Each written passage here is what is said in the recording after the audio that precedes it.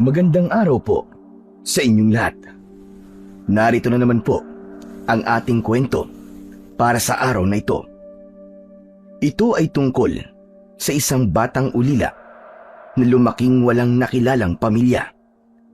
Dahil sa hirap ng buhay, napilitan siyang maging isang talamak na magnanakaw at kalaunan ay nasali sa isang sindikatong gumagamit ng mga minor de edad sa iba't ibang krimen. Sanay na sanay siya sa pag-akyat ng bahay at sa pagnanakaw. Ngunit isang araw, hindi niya alam na bahay pala ng isang makapangyarihang politiko ang kanyang napasok. Doon nagsimula ang malaking panganib sa kanyang buhay. Dahil dito, napilitan siyang tumakas, hindi lang mula sa kanyang biktima, kundi maging sa mga among sindikato na nagpalaki sa kanya. Sa kanyang pagtakas, napadpad siya sa isang liblib, ngunit napakagandang lugar. Doon niya nakilala si Dodoy, isang batang mabait, maalalahanin at laging handang tumulong sa kapwa. Sa piling nila, unang beses niyang naramdaman na siya ay mahalaga, na meron siyang pamilya na nagmamahal sa kanya. Ngunit paano kung malaman niya na ang lahat ng kabutihang ipinapakita sa kanya ay huwad at puno ng kasinungalingan? Ano ang kanyang gagawin? Higit pa roon, matutuklasan din niya ang madilim na lihim ng baryo, na ang lugar pala ay pugad ng mga aswang. Paano kaya siya lalaban? Paano siya tatakas? At kung manganib muli ang kanyang buhay, makakaligtas pa kaya siya sa kamay ng mga nilalang na ito? Ngunit bago po ang lahat, mga idol, ay huwag po nating kalimutang mag-subscribe at i-hit ang notification bell sa aking YouTube channel na The Voice Addict at Apong Isaac, para sa mas marami pang makapigil hiningang kwentong aswang at katatakutan mula sa mundo ng kababalaghan. Umpisahan na po natin ang kwento. Hapon na nang marating ni Nicolas ang isang liblib at maputik na lugar. Sa balikat niya ay nakasukbit ang isang lumang bag na halos butas-butas na. Pawis na pawis siya at halata ang matinding kaba sa kanyang mga mata. Si Kulas ay isang batang gala. Maliit pa lang siya ay naulila na siya sa kanyang mga magulang, kaya lumaki siyang mag-isa sa lansangan. Naging isang pulubi hanggang sa kalaunan ay naging miyembro ng isang sindikatong gumagamit ng mga kabataan para magnakaw. Ngunit nitong huli, napilitan siyang tumakas, hindi dahil gusto niya nang kumalas sa kanilang grupo, kundi dahil ang huli niyang naging biktima ay isang makapangyarihang opisyal ng gobyerno. Mula rito, naumit niya ang isang lumang medalyon, at sa kasamaang palad, natukoy na siya ang may kagagawan ng krimen na yun, at alam niyang dahil doon ay hindi na siya magiging ligtas saan man sa lungsod. Nasaan na kaya ako? Masyado na yatang malayo ang nararating ko Napakamalas ko naman talaga. Bakit kasi yung bahay pa yun ang pinasok ko? Sandali niyang pinagmasdan ang kanyang paligid. Tahimik na tahimik ang kapaligiran. Parang walang buhay, maliban sa mga matataas na puno at mga damo sa gilid ng daan. Basa at malambot ang lupa. Halatang hindi masyado nadadaanan ng mga tao. Wala rin siyang nakikitang mga bahay, maliban sa makipot at mahabang daanan. Diyos ko po, bahala na nga kung saan ako mapadpad. Basta, hindi na ako babalik doon. Ayoko pang mamatay, no? Masyado pa kaya akong bata. Napakagatlabi si Kulas at humigpit ang hawak sa kanyang daladalang bag. Diretso ko na to. Baka ito lang ang tanging ligtas na lugar para sa akin. Habang naglalakad ang batang si Kulas, hindi niya inaasahan na may biglang lilitaw sa kanyang daraanan. Isang matandang lalaki na sumulpot mula sa gilid ng daan. Maputla ang balat nito. Halos nakikita na ang mga ugat sa kanyang braso. Payat at medyo kuba ang likod. Bitbit ng matanda ang ilang piraso ng kahoy na tila ba panggatong, at sa kanyang bewang ay nakasukbit ang isang gulok. Huminto ito sa tapat ni Kulas at sandaling tinignan siya mula ulo hanggang paa. Nanlamig si Kulas at agad nakinapitan ang strap ng kanyang lumang bag. Handa na siyang tumakbo kung sakali. Hindi niya kilala ang matanda at hindi rin niya alam kung kaaway ba ito o isang kaibigan. At mas lalo siyang natakot nang makitang biglang napahawak ang matanda sa itak na dala-dala nito. Ngunit makalipas ang ilang sandali, unti-unting nagbago ang ekspresyon ng muka ng matanda. Ang nakakatakot nitong mga tingin ay napalitan ng pagtataka. Bata, saan ka ba pupunta? Abay, hindi ka taga rito, no? Ngayon lang kita nakita. Medyo nagulat si Kulas. Gusto sana niyang magsinungaling, pero kusa na ring lumabas ang katotohanan. Hindi nga po. Napadpad po kasi ako dito kasi may humahabol po sa akin eh. Naghahanap lang po ako ng lugar na pwede ko pong pagtaguan. Umiling ang matanda. Bigla siya nitong pinigilan. Mabuti pa. Huwag ka nang tumuloy. Umalis ka na lang habang maaga pa. Huwag mong pasukin ang daang yan. Kapahamakan lamang ang naghihintay sa sino mang dumaraan dyan. Po? Bakit naman po? Ano po bang meron sa daang yan? May mga aswang. Kapag pinilit mo, siguradong mapapahamak ka. Napataas ang kilay ni Kulas at napatawa pa ng bahagya. Hindi makapaniwala sa kanyang narinig. Aswang? Tinatakot niyo po ba ako, Tatang? Hindi kita tinatakot, Iyo. Totoo ang sinasabi ko.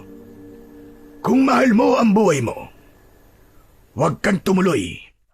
Huwag mong subukan. Masisira ang buhay mo. Ngunit imbis na maniwala, mas lalo pang natawa si Kulas. Masisira ang buhay ko? Kayo talaga, Tatang, oh. Ang tanda-tanda nyo na. Naniniwala pa kayo sa mga aswang. Siguro, malakas ang amats nyo, no? Aswang daw. Baliw. Pagkarinig ni Mang Hilario sa kanyang sinabi, biglang nanlisik ang mga mata nito. Bigla ding lumakas ang ihip ng hangin sa buong paligid. Hindi na ito nagsalita, pero matalim ang pagkakatitig nito kay Kulas. Napalunok ng laway ang bata at sandaling nakaramdam ng kaba. Ramdam niya ang bigat ng presensya sa matanda. Ngunit pinilit pa rin niyang panindigan ang pagiging palaban. Hindi po ako natatakot. Mas maganda nga yun eh. Tsak na hindi ako mahahanap sa lugar na to. Saka, wala na ako mapupunta ang ibang lugar eh. Nilingon ng bata ang daan. Pero muli niyang tinignan ang kausap. Wala na ang matandang lalaki. Iniwan na siyang mag-isa sa gitna ng maputik na daan. Hala, nasaan na yun? Kanina lang nandito pa yun ah. Bakit biglang nawala? Hinanap niya ang matanda. sa saan mang sulok. Ngunit hindi niya na ito nakita. Naglaho ito na parang bula. Dahan-dahang umatras ang batang si Kulas. Malakas ang kabog ng kanyang dibdib. Lumingin siya sa kaliwa at kanan. Umaasang muling makikita ang matanda na biglang sumulpot. Ngunit wala na talaga. Upang mabawasan ang kabang nararamdaman, pinilit niyang isipin na baka nagtatago lang ito at sinasadya na takutin siya. Nagpatuloy na siya sa kanyang paglalakad. At habang naglalakad, nakarinig siya ng mahinang kaluskos mula sa gilid ng daan. Para bang may humahabol sa kanya. Kinabahan siya, kaya't binilisan niya ang kanyang pagakbang. Subalit ang kaluskos ay tila nakikisabay sa kanya. Mas lumakas ito at para bang palapit na ng palapit. Napahinto si Kulas at nilingon ang kanyang likuran. Ngunit wala siyang nakita. Pero nang tumingin siya sa kanyang unahan, may nakita siyang biglang nagtago sa likod ng isang malaking puno. Napalunok siya at biglang nanindig ang kanyang mga balahibo.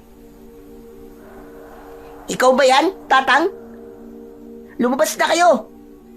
Huwag niyo akong takutin!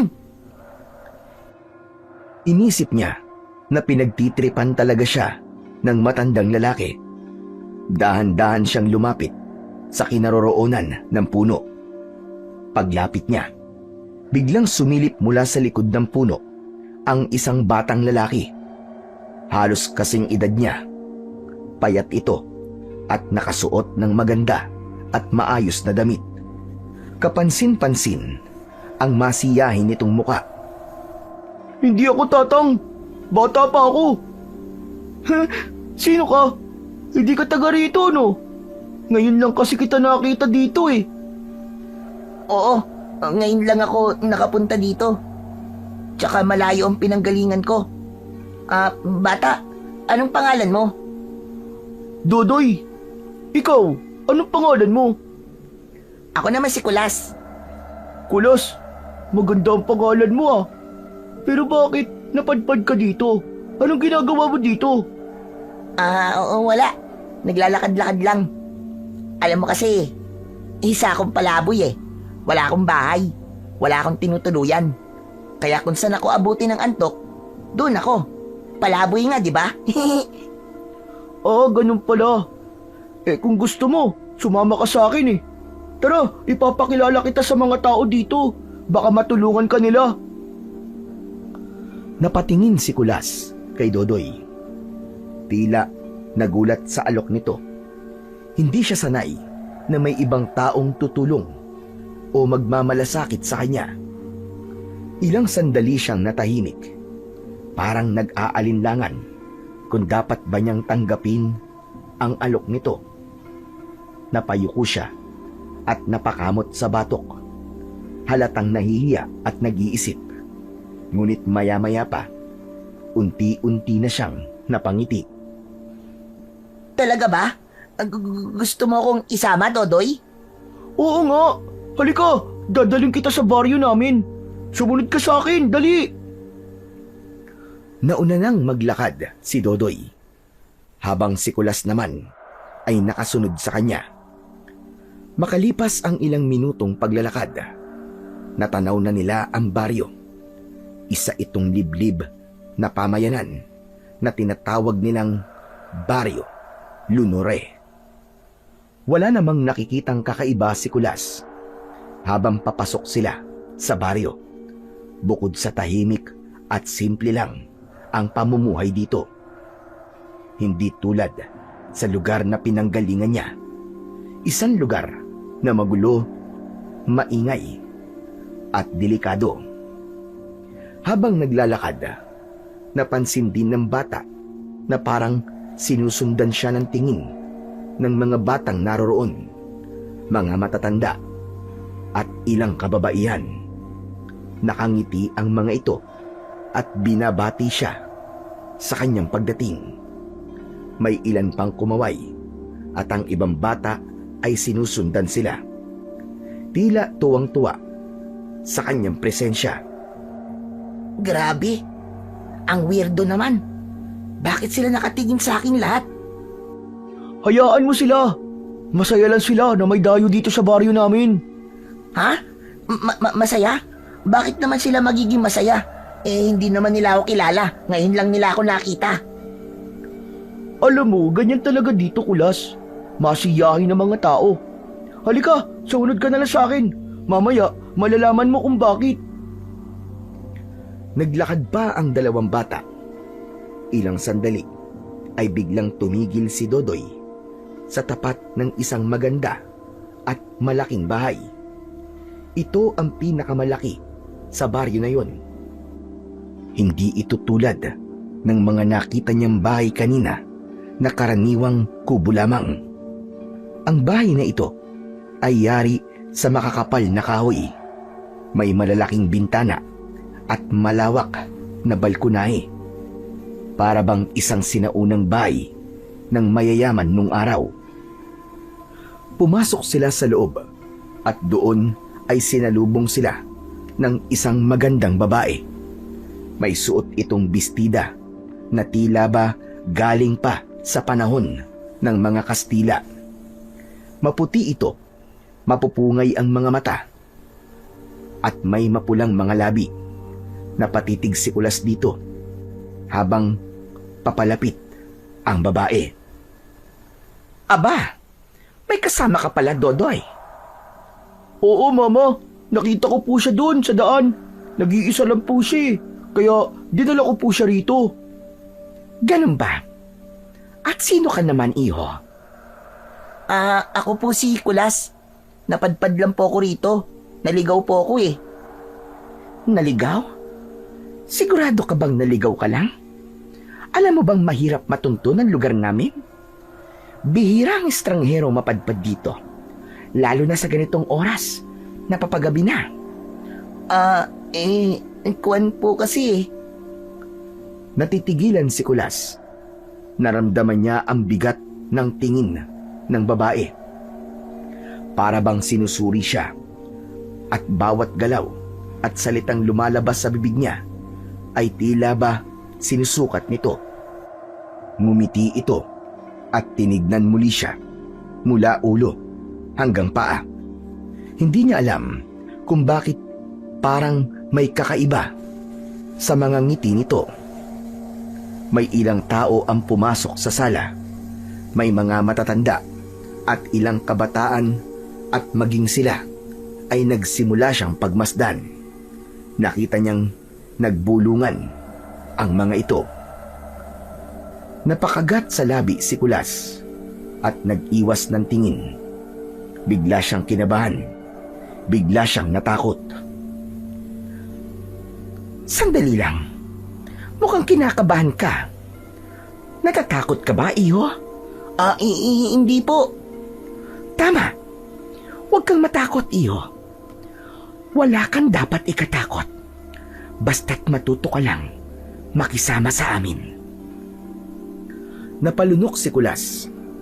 Hindi pa rin mawala ang kaba sa kanyang dibdib. Pinilit niyang ngumiti at tumango na lang kay Katrina. Mabait siya, Mama. Baka pwedeng kupkupin na muna natin siya dito. Sabi niya kanina, wala daw siyang mapuntahan eh. Kawawa naman siya.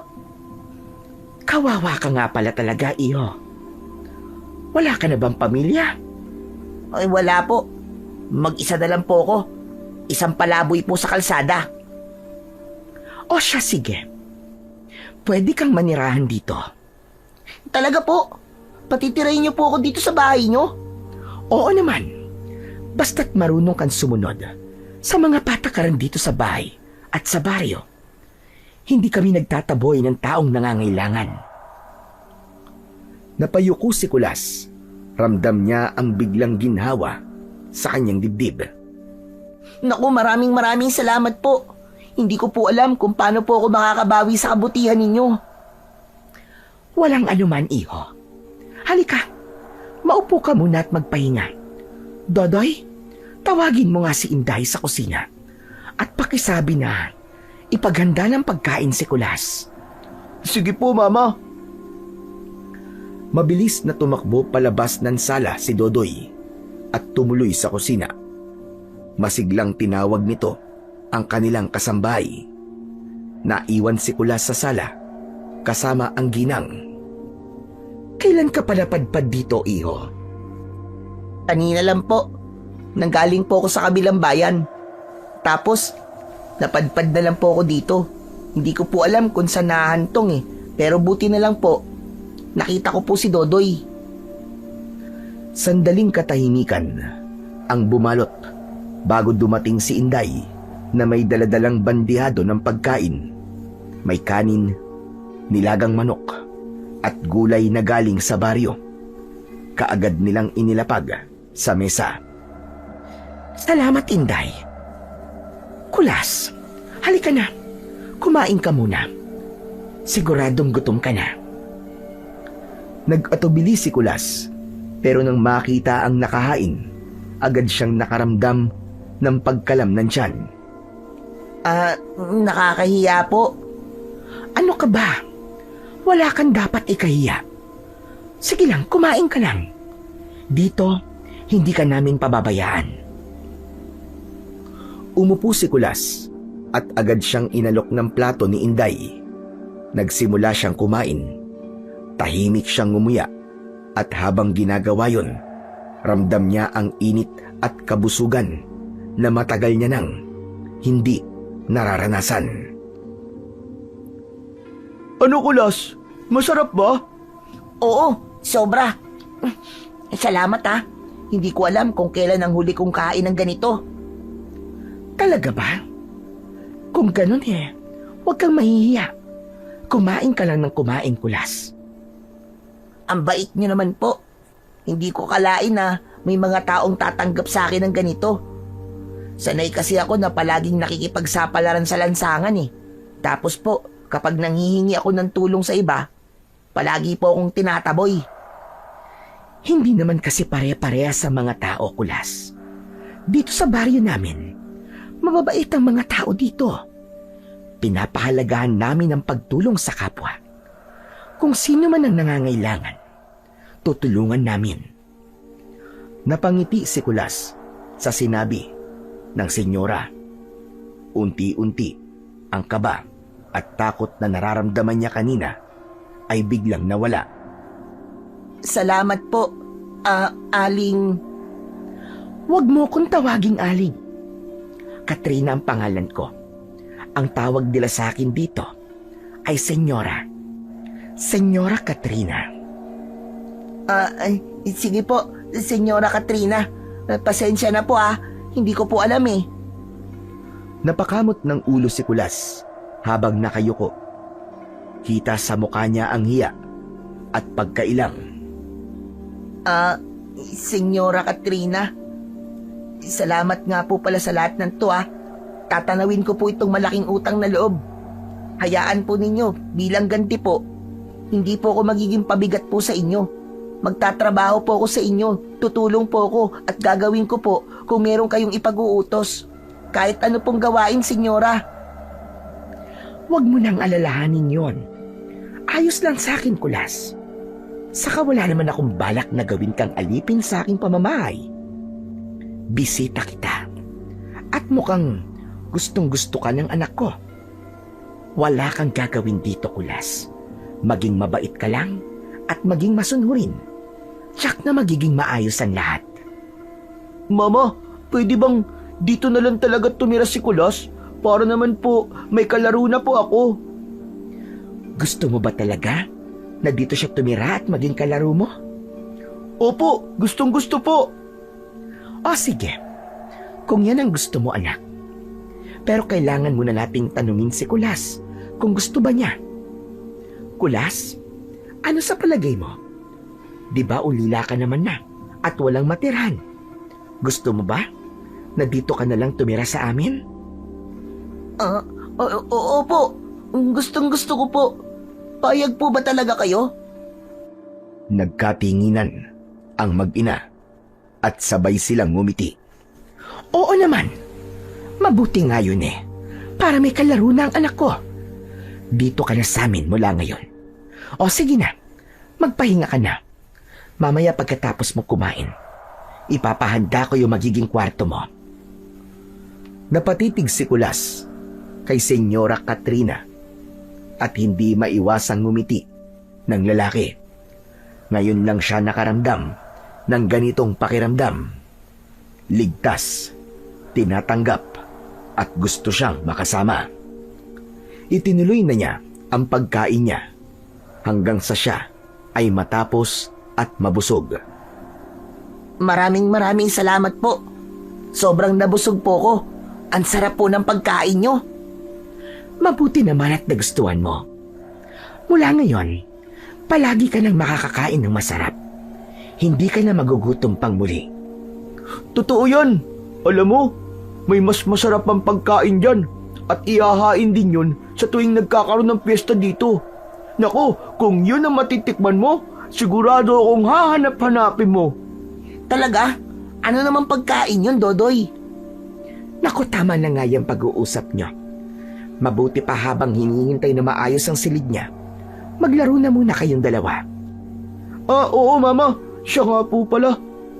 Pwede po bang ipakita ko kay Kulas yung mga laruan ko? Hala, sige. Pero saglit lang ha. Huwag mong masyadong pagurin si Kulas. Kapag ayos ng kwarto, pagpahingahin mo na muna siya.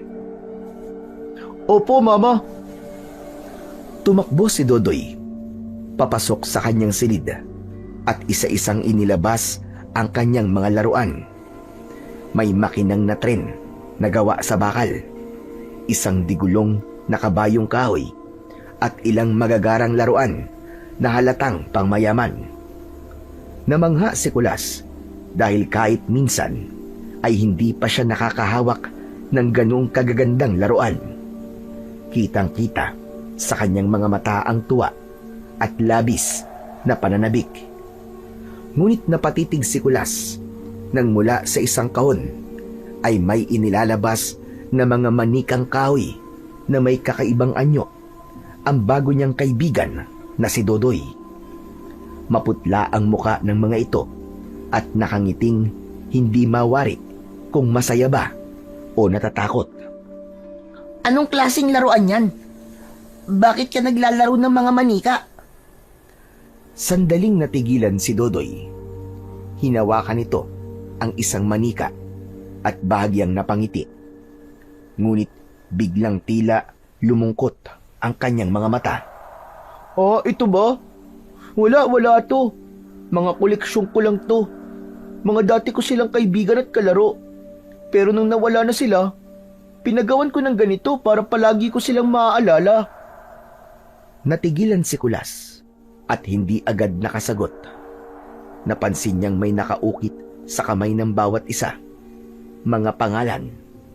Isa sa nabasa niya ay Ana. Hindi ka ba naglalaro ng manika?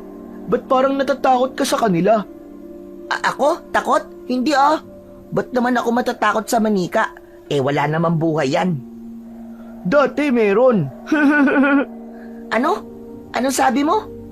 Sabi ko, dati meron. Buhay sila. Pero nung umalis na at iniwan na ako, nagpagawa na lang ako ng ganito. Ito lang ang paraan ko para hindi ko sila tuluyang makalimutan. Ganun ba? Akala ko naman kasi kung ano na eh. Kinabahan ang bata nang makita ang mga manikang yon. Pero pinilit niyang wag ipakita yon. Lalo pa at nais niyang magustuhan siya ni Dodoy at ang nanay nito. Maya-maya pa ay ngumiti si Dodoy sa kanya. Itinabi nito ang mga manika sa isang sulok. Napabuntong hininga naman si Kulas at bahagyang nakaramdam ng ginhawa nang makitang inilayo na ang mga yon. Pagkatapos ay kinuha ni Dodoy ang isa sa mga laruang kahoy na truck at bola at ipinakita rin ito kay Kulas. Doon nagsimulang sumigla ang paglalaro nila. Unti-unting nabura sa isip ni Kulas ang kakaibang takot na naramdaman niya kanina. Sa halip, napalitan ito ng tuwa. at gaan ng loob. Matapos ang paglalaro nilang dalawa, dumating ang senyora at tinawag na si Kulas. Handa na ang kwarto mo. Pwede ka na magpahinga. Sige, matulog ka na, Kulas. Bukas na lang tayo ulit maglaro. Oo, Dodoy. Salamat ha. Ang bait mo talaga. Tumayo si Kulas at dahan-dahang sumunod kay Senyora Katrina. Dinala siya sa ikalawang palapag ng bahay sa isang silid na nakalaan para sa mga bisita.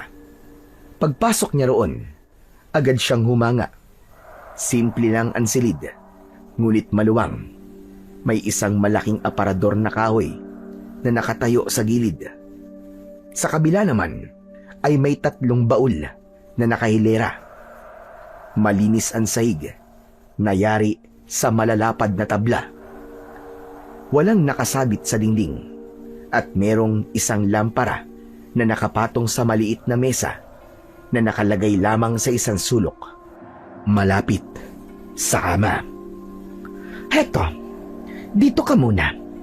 Pasensya na kung maliit at simple lang, pero malinis naman. Ayos lang po, Senyora Katrina. Malaki na po ang silid na to para sa akin. Wala pa nga po akong natutuluyan na ganito kaganda eh. Maraming salamat po talaga sa inyo, Senyora.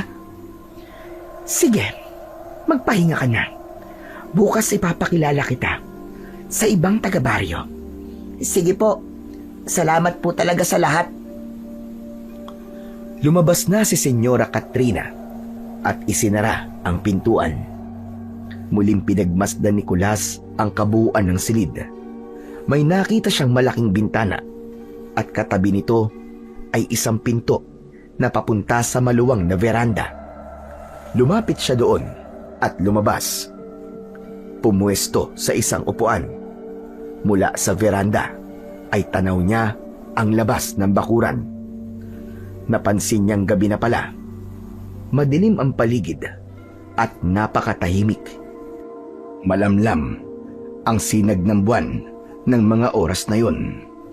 Tanaw niya mula sa kanyang kinaroroonan ang tila anino ng mga matataas na puno at kabundukan. Kahit pamadilim, ay nagagandahan siya sa tanawing yon. Para sa kanya, parang ibang mundo ang napuntahan niya. Isang lugar na payapa at malayo sa ingay ng mga lansangan na kinasanayan niya. Grabe! Para talaga ako nasa paraiso.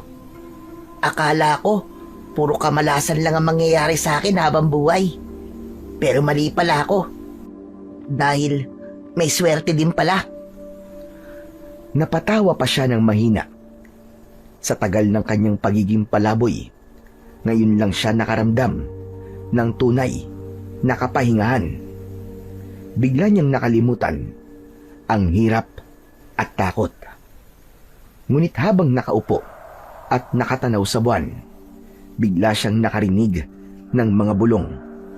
Hindi niya alam kung saan nanggagaling, pero malinaw na may 2 tao sa ibaba ng bahay na nag-uusap. Tumayo siya at sumilip sa gilid ng veranda. Doon niya nakita ang senyora.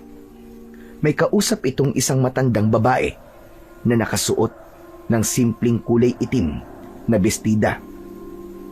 Sa itsura ng matanda, mukhang iginagalang din ito sa baryo. Sopistikada ang dating nito. Walang pinagkaiba sa senyora. Ninais na makinig ni Kulas, ngunit nang marinig ang mga salitang kanilang binibigkas, naguluhan siya. Hindi yun pamilyar sa kanya. Para bang isang lumang wika o katutubong salita na hindi niya maunawaan. Narinig na niya ang tono. Minsan mababa, minsan ay may diin, ngunit hindi naman niya maintindihan.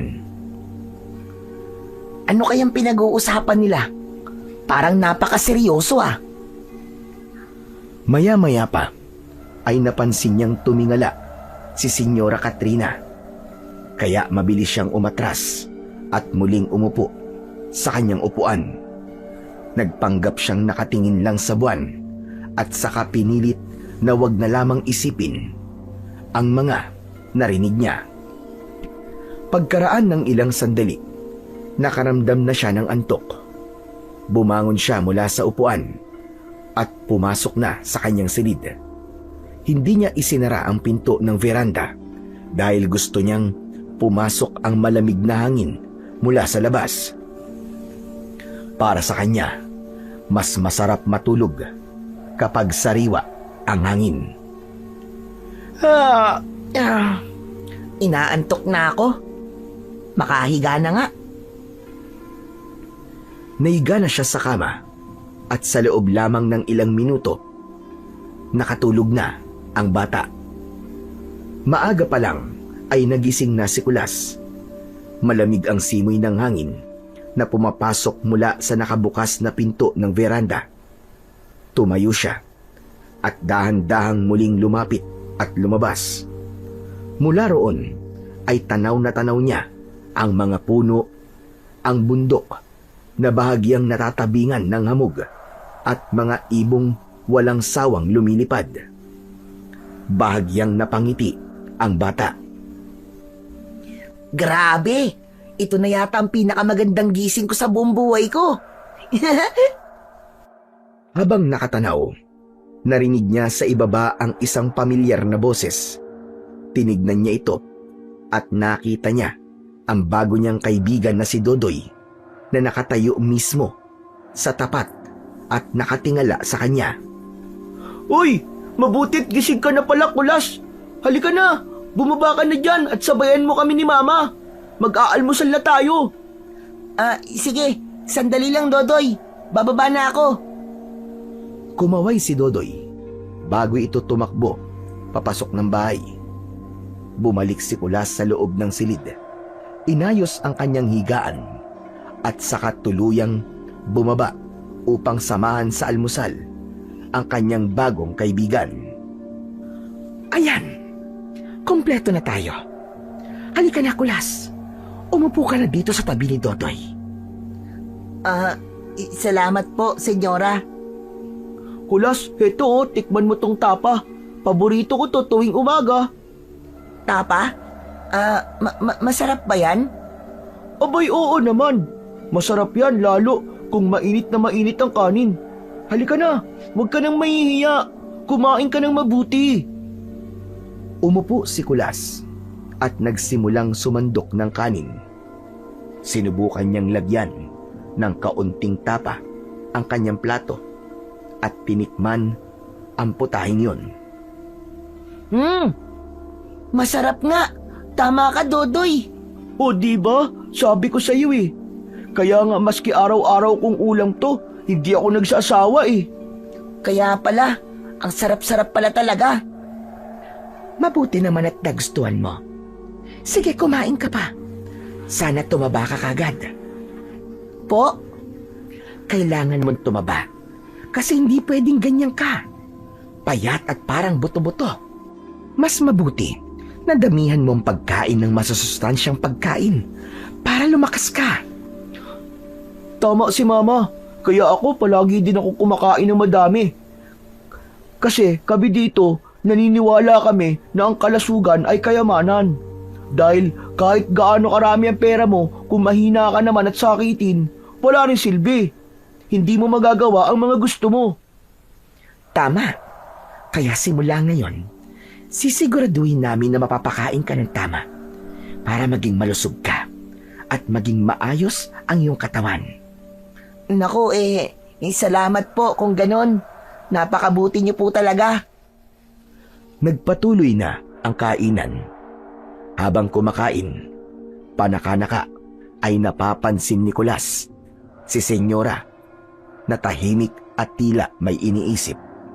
Pero kapag nagtama ang kanilang paningin, kaagad itong ngumingiti. Pagkatapos nating kumain, Kulas, sumama ka sa amin ni Dodoy na lumibot sa baryo para makita ka ng ibang tao. Opo, senyora. Matapos kumain, ay lumabas na ang tatlo. banayad pa ang sikat ng araw ng mga oras na yun. Habang naglalakad, naging malikot ang mga mata ni Kulas. Nakita niya ang mga taong abala na naglalabas sa gilid ng mga balon. Meron ding mga nagbubungkal ng lupa. May mga nagtatanim ng gulay at halaman. Pero kapag napapadaan siya sa tapat ng mga ito, ay napapansin niyang tumitigil ang mga ito at tumititig sa kanya. Matalim ang pagtingin nila sa kanya. May ilan pang ngumingisi at inilalabas ang kanilang mga dila. Napakunot ang noo ni Kulas. Dodoy, sandali. Nakikita mo ba? Parang ang sama ng tingin ng mga tao sa akin. Huwag mong pansinin. Ganyan lang talaga sila. Tsaka hindi ka man tinitignan nila, kundi si Mama. Ganyan sila lahat kay Mama eh. Hindi na nag-usisa pa ang batang si Kulas. Habang nag-iikot sila, ipinapakilala ni Senyora Katrina si Kulas sa iilang tao. Ngumingiti ang ilan, pero ilang sandali lang ay bumabalik na sila sa bahay. Napansin ng bata na ilag ang mga tao kay Senyora Katrina. Ilang sandali pa, biglang may sumalubong sa kanilang isang grupo ng mga tao. Agad nilang sinabi na may problema sa baryo. May namatayan ng alagang hayop. Ano ka mo? Paano nangyari yun? May magnanakaw na ba dito sa baryo? Walang makasagot sa mga tao. Hindi sila makasagot dahil hindi talaga nila alam kung ano ang nangyari. Hindi sila pwedeng magbigay ng anumang impormasyon hanggat hindi nila naiimbestigahan ang totoong nangyari. Lintik na yan. Kung ganon, ay may nananabutahin na dito sa baryo. Sige, dalhin niyo kami doon. Ako mismo mag-iimbestiga. Agad silang nagtungo sa lugar. Sumunod kay Senyora Katrina ang dalawang bata at pagdating nila, agad silang natigilan. Halos manlaki ang mga mata ni Kulas sa kanyang mga nakita. Sa bakuran ng isang maliit na kubo, nakahandusay sa lupa ang ilang piraso ng mga manok at isang baboy. Hindi lang ito basta pinatay, kundi niluray-luray ang katawan. Ang mga manok na halos durog ang ulo at nagkalat ang mga balahibo. Ang baboy naman ay nakatagilid at ang tiyan ay hiniwa at wala nang lamang loob. Nagkalat ang dugo sa lupa. Bumuo ng tila mapulang guhit na dumadaloy hanggang sa gilid ng bakuran. Nasa tabi ng mga ito ang may-ari ng mga hayop. Isang matandang lalaki na nakaluhod at walang tigil sa pag-iyak. Sige na. Ako na ho ang bahala dito, Manggusting. Aalamin ko kung sino ang pumeste sa inyo. Hindi ko to palalampasin. Magbabayad ang gumawa nito. Samantala, napansin naman ni Dodoy na natulala si Kulas. Kulas, ayos ka lang ba? Hindi, Dodoy. Ngayon lang kasi ako nakakita ng ganito. Ano ba nangyari? Hindi ko rin alam eh. Ngayon lang may nangyaring ganito sa baryo. Grabe naman yung gumawa nito. Kawawa naman yung may-ari ng hayop. Inilagaan ng matagal, tapos uunahan lang. Ano ka mo? Uunahan? Oo, uunahan lang na makain yung mga alaga. Mahirap din na mag-alaga ng hayop ha, tapos ibang makikinabang. Pero bakit ganyan ang paraan ng pagpatay? Parang hindi yata tao may gawa niyan. May gumagala ba ditong mabangis na hayop? May mga mababangis na hayop galing dun sa gubat at bundok. Pero hindi naman pumupunta ang mga yun dito eh. Kaya imposible na silang gumawa nun. Nakakatakot naman. Huwag kang matakot, Kulas. Nandito naman kami. At si Mama ang kinatatakutan dito. Nirerespeto siya dahil siya ang pinuno dito eh. Siya ang pinakamakapangyarihan. Itong nangyayaring to, mareresolba niya to panigurado. Magaling ang mama ko, maniwala ka. Alam niya kung paano harapin ang mga ganitong bagay. Pero ano kaya ang gagawin niya? Paano niya malalaman kung sino ang gumawa nito? Yun ang di ko alam. Pero sigurado ko na mag-iimbestiga siya sa buong baryo at sa buong paligid. Humanda talaga ang lapastangan na yon. Hindi niya alam kung sino ang kinakalaban niya. Muling napatingin si Kulas sa mga patay na manok at baboy at bigla niyang naalala ang matandang lalaki na nakasalubong niya sa daan na nagsabing may aswang sa baryo. Hindi kaya aswang ang may gawa nito? Aswang? Walang aswang dito, Kulas. Imposible na pasukin kami ng mga aswang. Takot lang nila, no?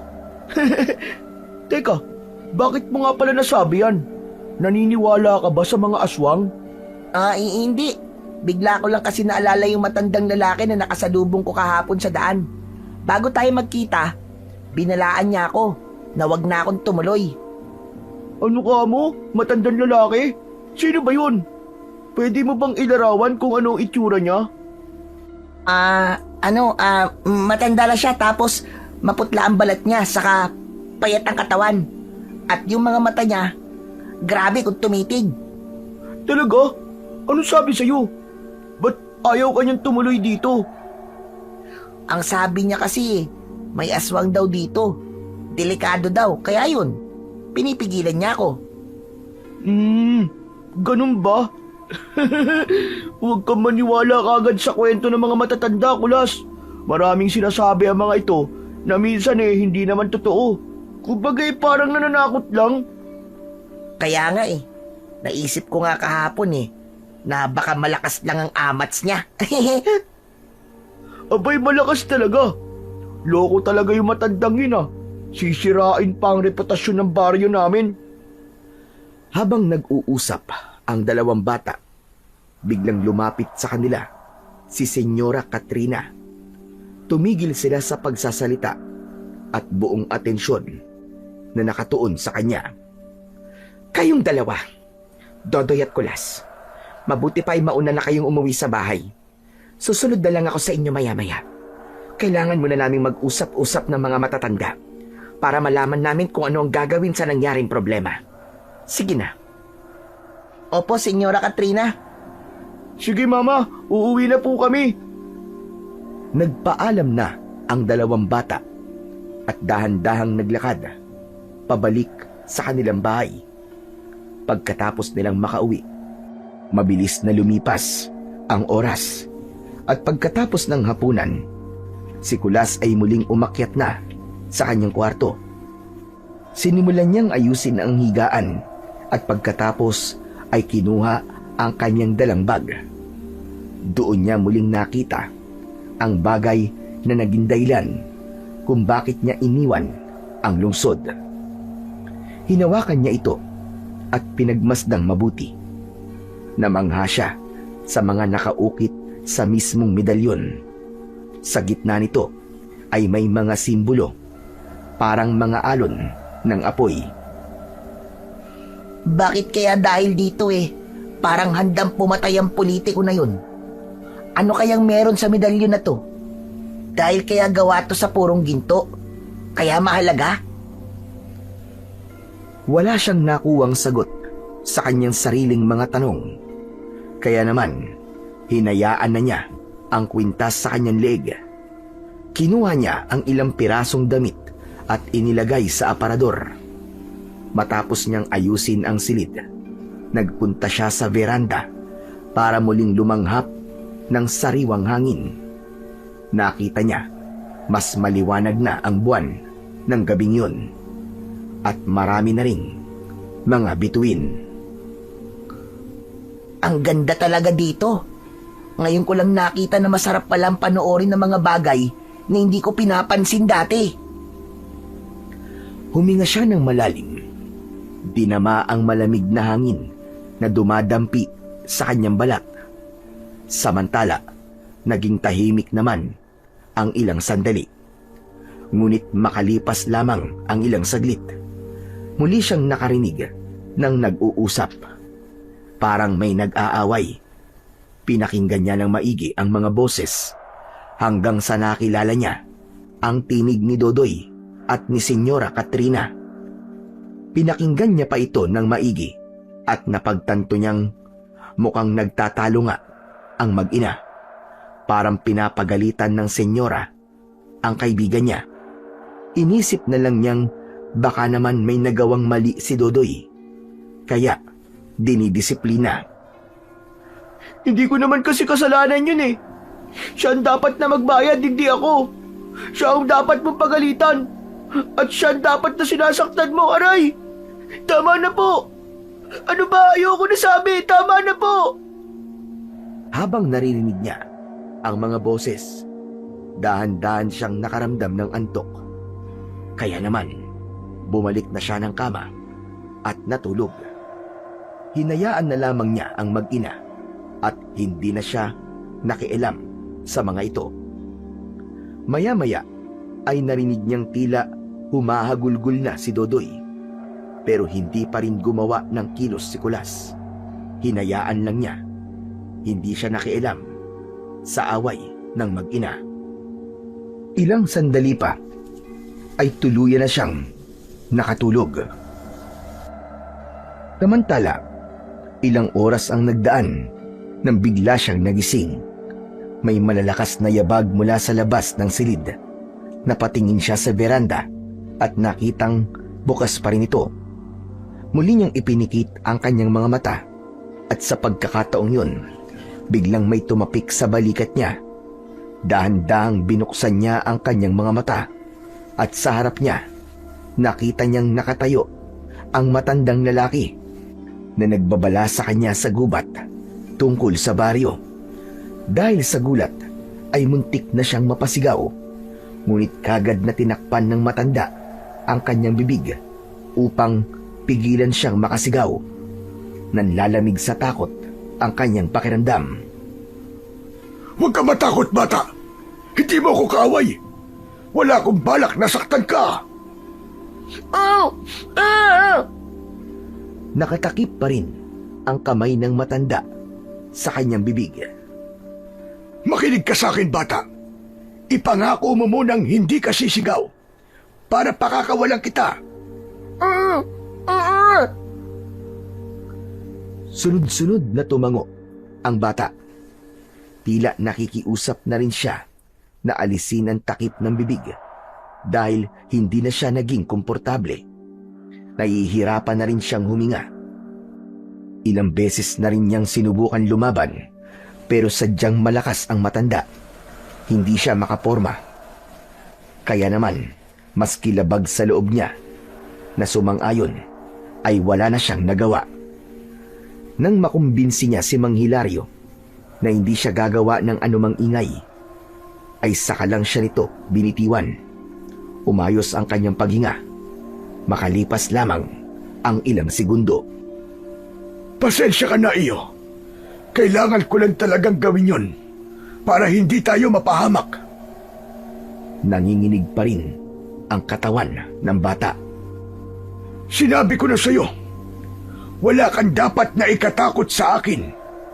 Kakampi ako, maniwala ka. Bakit po ba kayo nandito? Ano pong kailangan niyo sa akin? Huwag kang maingay. Kapag narinig nila tayo, katapusan na natin. Sandali. Ano bang ibig niyo sabihin? Sinabi ko na sa'yo, ang mga nakatira dito, hindi tao. Sinungaling. Kung ano-anong iniimbento niyong salita. Hindi naman totoo mga aswang eh. Tsaka mababait silang tao. Huwag mo silang siraan. Hindi ko sila sinisiraan. Maniwala ka sa akin, bata. Nagpunta ako dito para tulungan ka. Para itakas ka. Halika, sumama ka na sa akin para hindi ka mapahamak sa mga darating na araw. Hindi po. Ayoko po sumama. Napatingin ang matanda sa kanya. Naging kapansin-pansin ang biglang paglungkot ng kanyang mga mata. Pero hindi siya tumigil. Mas lalo pa siyang nagkaroon ng matinding determinasyon. Lumapit pa siya ng gusto sa bata at muli niya itong sinubukang kumbinsihin. Makinig ka sa aking mabuti, bata. Maraming bata na tulad mo ang napadpad dito. Lahat sila, sinubukan ko ring iligtas, pero tulad mo, hindi rin sila nakinig sa akin. Alam mo kung ano nangyari sa kanila? Ano po? Inialay at pinakain sa pinakamalakas na aswang dito. Kaya halika na, sumama ka na sa akin. Mapapahamak ka lamang dito. Hindi po ako sasama sa inyo. Maski ano po sabihin nyo. Hindi po ako sasama sa isang taong hindi ko kilala. Pero bakit? Bakit sa kanila? Naniniwala ka? Hindi mo rin naman sila kilala ng lubusan, hindi ba? Opo, hindi ko nga sila kilala. Pero kasi, inilagaan nila ako dito eh. Pinaparamdam nila sa akin na parang may pamilya ako. Na sa buong buhay ko, hindi ko po naranasan. Ngayon lang po ako nagkaroon ng mga taong nagmamahal sa akin. Napabuntong hininga ang matanda sa sinabi niyang yun. Saglit na tumingin siya sa bata at bahagyang tinitigan siya ng malalim. Naiintindihan ko ang nararamdaman mo, iyo. Naiintindihan ko na natutuwa ka sa pag-aalaga nila sa'yo. Pero isipin mo rin kung bakit kanila inaalagaan. Pinapalusog ka nila. Pinapabuti ang iyong katawan. Pinapakain ng mga masusustansyang pagkain. Kasi nga, meron silang balak na gawin sa iyong masama. Dahil kapag lumusog ka, magiging malaking pakinabang ka na sa kanila. Sinungaling po kayo. Hindi ako naniniwala sa mga sinasabi nyo. Baliw ka. Umalis ka na dito. Baliw. Ayaw mo maniwala. O sige. Ayos lang. Ikaw ang bahala. Aatras na sana ang matanda at tahimik na aalis, pero bigla itong napatingin sa suot na medalyon ni Kulas. Sandali lang. Yang medalyon na suot mo, saan mo yan nakuha? Hindi pangkaraniwan ang medalyong yan. Hindi yan basta-basta. Po? Ano na naman po bang sinasabi nyo? Ang suot mong yan ay hindi basta alas lamang. May kakayahan itong gisingin ang natatagong kapangyarihan ng anumang sagradong bagay. Kahit ano, mabuti man o galing sa masama, maaari nitong palakasin at ilabas ang lakas na nakatago. Talaga po ba? Oo, ang sino mang may gintong medalyon ay may kakayahang protekta ng sarili sa iba. Basta alam kung paano ito gamitin ng tama, mapapalakas nito ang kahit na anong klaseng sandata o maging ang iyong kakayahan. Pero teka, hindi mo pa sinasagot ang tanong ko. Bakit ka may ganyan? Saan mo yan nakuha? Ibinigay po sa akin to ng isang albularyo. Tama, isang albularyo po. Ipinamana niya po sa akin. Hindi niya sinabi ang totoo sa matanda. Pinili niyang magsinungaling ng konti para hindi na magtanong pa ng marami si Mang Hilario. Ganun ba? Teka, hindi ka ba talaga sasama sa akin? Hindi po. Ay nako, sige, kung ayaw mo talaga, hindi kita pipilitin. Pero bago ko umalis, gusto kong malaman mo na ilang beses ko na rin ginagawa to. Ilang beses ko nang sinubukang iligtas ang mga inosenteng bata na katulad mo. Napatitig si Kulas kay Mang Hilario. Sinusuri nito ang katotohanan sa kanyang mga mata. Totoo ang sinabi ko, bata. Nagsimula ito nang mapadpad sa baryong ito ang nag-iisa kong apo. Nangyari yon matapos na maglayas siya dahil sa galit niya sa kanyang mga magulang na walang tigil sa pag-aaway. Subalit huli na nang malaman kong dito siya napadpad at hindi ko siya nailigtas. Talaga po? Oo, totoo ang lahat ng mga narinig mo. Kaya nga mula noon, Nangako ko sa sarili ko na gagawin ko ang lahat para hindi na maulit ang nangyari kay June at sa ibang bata. Minsan, naisip ko ring gantihan sila. Pero napakalakas ng puwersa ng mga nilalang na nakatira dito. Hindi ko sila kayang labanan na mag-isa. Nanahimik si Kulas.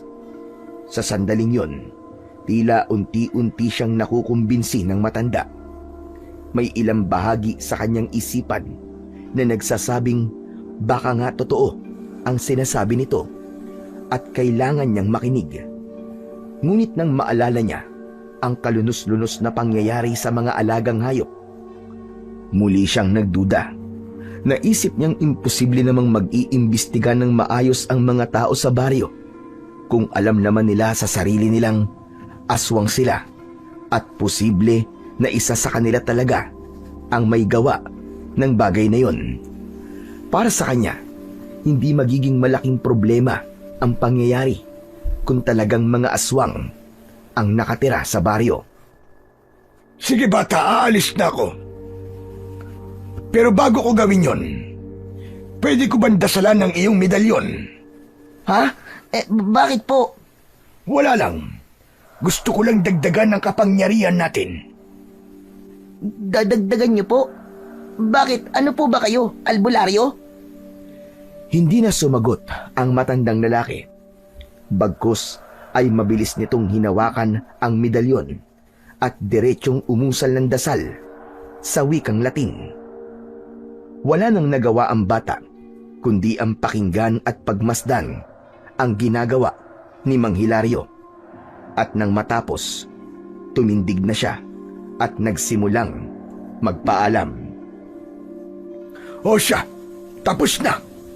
Aalis na talaga ako. Maiwan na kita ha. Kasi wala naman na talaga akong magagawa kung ayaw mo makinig. Sa ngayon, ay hahayaan na muna kita. Tutal, mukhang kaya mo naman na lumaban kung sakali. Kasama mo ang medalyong yan. Isang makapangyarihang bagay na proteksyon mo sa anumang panganib. Mag-iingat ka dito, bata. Maging mapagmatsyag ka. At kung may makita kang kakaiba, tumakas ka na kagad. Huwag mo nang hintayin na malaman nila na may alam ka na. Matapos ang huling babala, dahan-dahang umalis na ang matandang lalaki. Lumabas ito sa veranda at hindi na alam ni Kulas kung paano ito nakababa at tuluyang naglaho sa kanyang paningin. Muling nahiga si Kulas sa kanyang higaan. Pinilit niyang ipikit ang mga mata, subalit hindi mapalagay ang kanyang isip. Paulit-ulit na bumabalik sa kanyang pandinig ang mga salitang sinabi sa kanya ng matanda. Maya-maya pa ay biglang uminit ang kanyang medalyon. Inilabas niya itong muli mula sa ilalim ng kanyang kamiseta. Hinawakan niya ito ng mabuti at tinitigan. Hala, ano nangyayari sa medalyon? Bakit kaya umiinit to? Natigilan ang bata nang biglang kumislap at nagkaroon ito ng sariling gintong liwanag. Dahil sa gulat ay inalis niya ito sa kanyang leeg at ibinaba sa kama. Ilang minuto din siyang natulala at nakatitig lang sa medalyon. Ngunit nang mapansin niyang wala naman itong masamang dulot, muli niya itong pinulot at dahan-dahang muling isinuot. Doon siya nagsimulang makaramdam ng kakaibang lakas. Tumalas ang kanyang pandinig na kahit ang mga kaluskos ng daon ay malinaw niyang naririnig. Habang nagmumuni-muni, bigla siyang napatigil. May mga yabag siyang narinig mula sa labas. Dahan-dahan, maingat at tila patagong naglalakad. Tumayo siya at naglakad papunta sa may veranda at tinignan ang paligid. Doon niya napagtantong luminaw nga ang kanyang paningin. Sa labas, nakita niya ang ilang tao mula sa baryo. Pamilyar sa kanya ang ilang muka. Kakaiba ang kilos ng mga ito Hindi sila nag-uusap. Maingat ang kanilang mga galaw at naglalakad patungo sa iisang direksyon. Lalong nagdulot sa kanya ng kilabot ang kanilang kasuotan. Ang bawat isa sa kanila ay nakasuot ng itim na sotana na animoy gamit sa isang ritual o seremonya. Habang pinagmamasdan niya ang mga ito, nakaramdam siya ng kaba at takot. Ano nangyayari?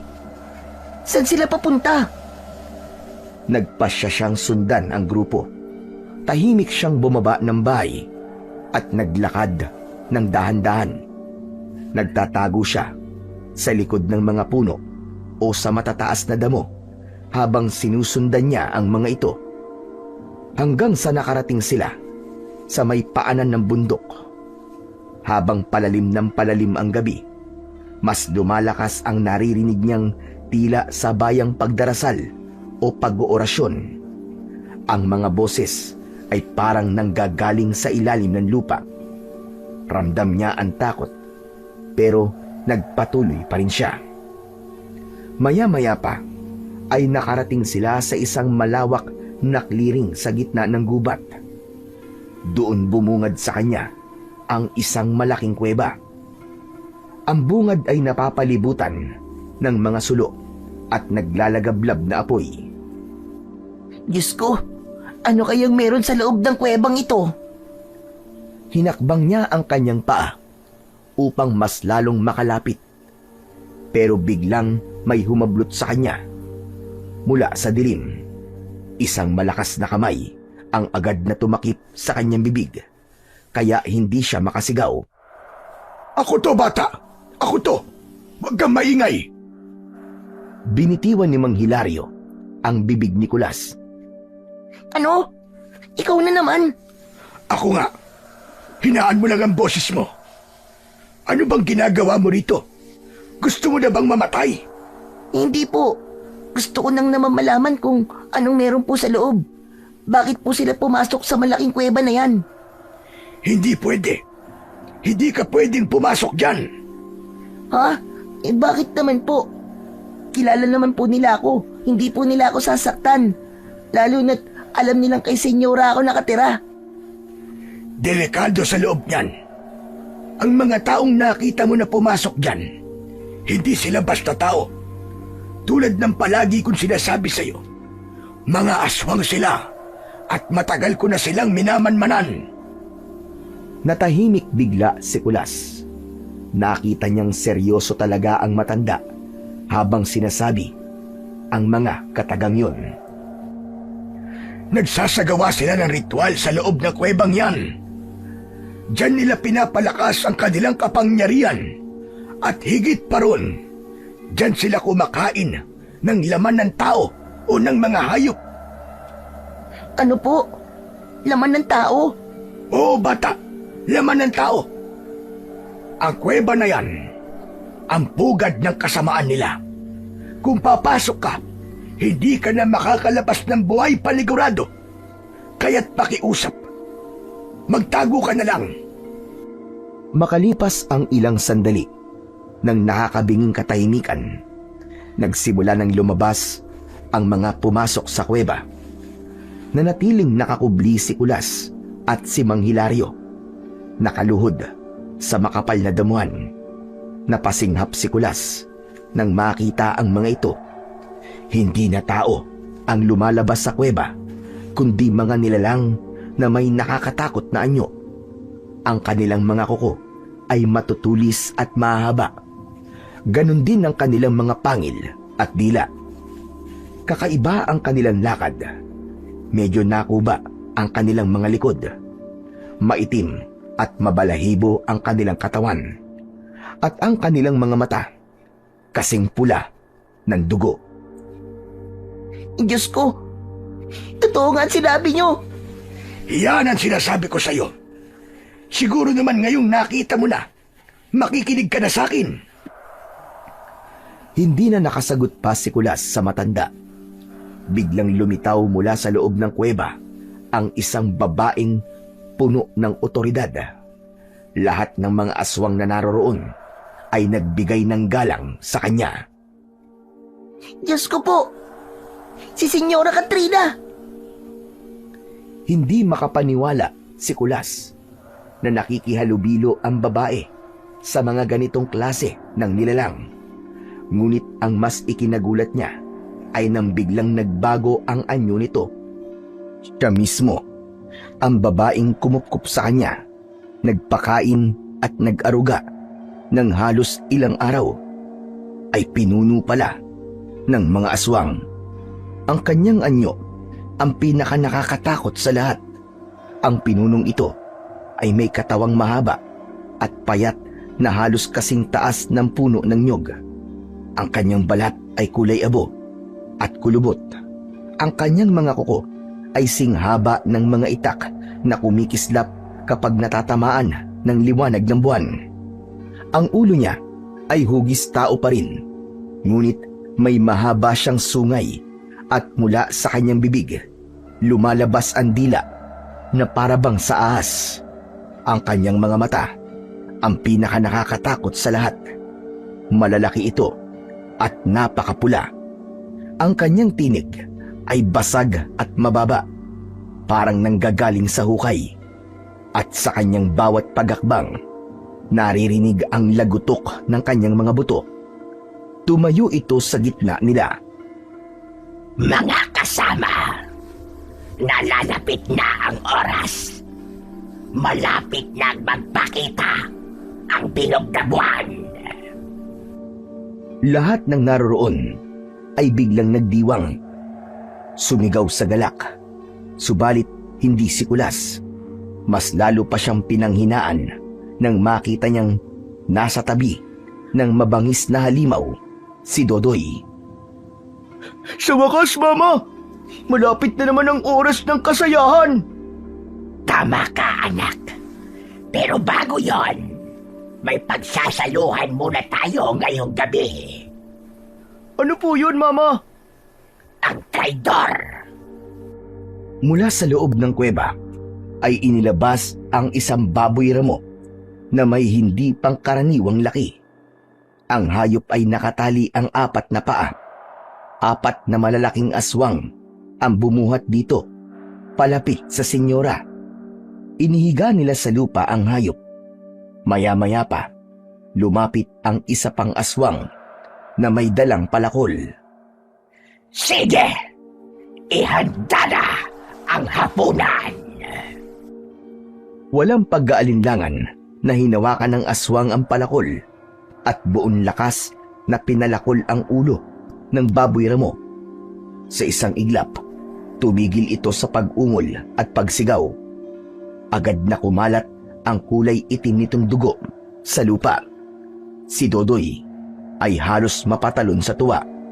Nanlilisik ang mga mata. Ang galing! Ang saya-saya talaga ng ganito, Mama! Ang bango talaga ng sariwan dugo! Biglang lumapit ang senyora. Yumuko at dinampian ng daliri ang dugo. Pagkatapos ay inilapit sa kanyang ilong at inamoy. Tama ka, anak. Napakabango talaga ng dugo. Inilapit niya ang daliri sa kanyang labi at dahan-dahang ninamnam ang dugo. Pumikit siya saglit. Tila ba, sarap na sarap. Tulad ng dati, masarap, matamis ang dugo ng traidor na aswang. Ano, Mama? Traidor? Aswang? Ibig sabihin ay hindi lang pala to karaniwang baboy ramo, kundi kauri natin. Bakit niyo po siya pinatay? Dahil hindi siya marunong sumunod sa batas. Siya ang dumali sa mga manok at baboy ni Mangusting. Wala sa disiplina at pinapahamak niya tayong lahat. Hala, siya pala yun? Grabe, timawa pala tong aswang na to eh. Tama lang sa kanya ang parusa na yan.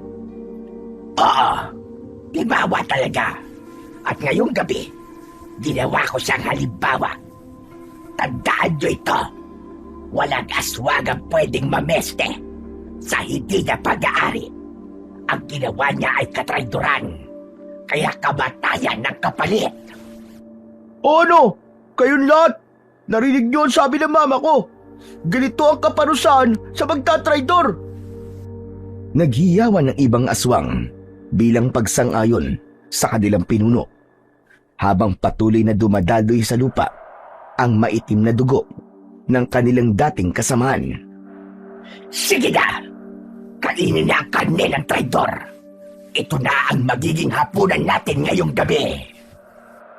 Nagunahan ang mga aswang sa paglapit habang si Dodoy ay nanatiling nakatayo sa tabi ng kanyang ina, nakangisi at tuwang-tuwa sa kanyang nakikita. Samantala ay napalunok si Kulas. Halos hindi niya kinakaya ang kanyang nakikita habang nilalantakan ng mga aswang ang baboy ramo.